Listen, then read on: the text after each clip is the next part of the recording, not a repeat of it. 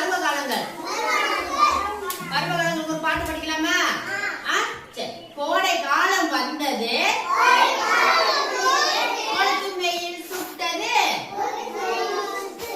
காலில் செருப்பு போட்டு